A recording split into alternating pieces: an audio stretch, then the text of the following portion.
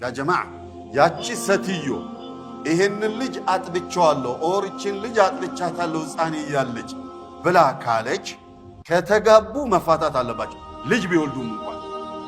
ለምን እህቱ ጋር ነውና እየኖረ ያለው ግልጽ ነው። ለምሳሌ እንበልና አንድ እናት ሁለት ልጆችን አጥብታለች። ያቺ እናት ከዛ ከባሏ ተፋታ ሄደች።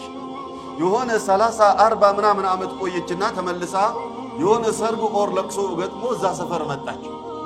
ስትመጣ እሷ ያጠባቻቸው ልጆች የጎረቤት ልጆች የሷ ልጆች እኮ አይደሉ የጎረቤት ልጆችን አጥብታለች። የፋጡማን ልጅና የኸዲጃን ልጅ እቺ ሴትዮ አጥብታለች።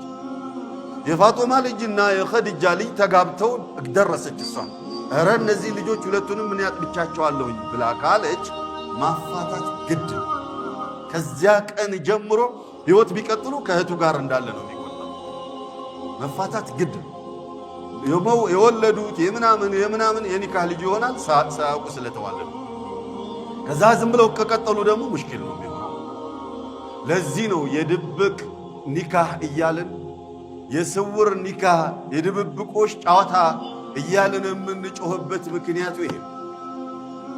እዚሁ ከተማ እኛው መንደር ላይ የምናቃቸው ሰዎች አሉ። ልጆቻቸው ደርሰዋል፣ ጎረምሳና ልጃገረድ ሆነዋል። ሁለቱም የሚማሩት አንድ ትምህርት ቤት ላይ ነው። ሁለቱም አይተዋወቁም፣ የአንድ አባት ልጆች ናቸው።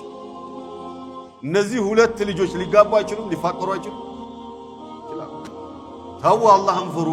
ሌላ መሻክል ይፈጥራል፣ ዱንያ አኸራን ያበላሻል ብለን ደጋግመን የምንጮህ ብዙ መረጃ ስለሚደርሰን ነው በዚህ ዙሪያ። ይህ ሰውዬ በቃ ሚስቱን ፈርቶ ልጆቹን አላስተዋወቀም። ሁለቱም ትምህርት ቤት የምታውቁት ትምህርት ቤት ላይ ይማራሉ። ለው ቁልቱ ለኩም እንትና ትምህርት ቤት የእንትና ልጆች ብዬ ብላችሁ ታውቋቸው። ኢዘን ወደ ነጥባችን ስንመለስ በረዳዓም ተመሳሳይ ነገር ነው። ተጋብተው ቢገኙ እህትህ ናት ከተባለ ወዲያው ማቆም መቻል አለበት። ወዲያው እንደሰማ ሁለቱም አላህን ፈርተው ሊለያዩ ይገባል። እንዲህ ካሉ ደግሞ እህትና ወንድም አብረው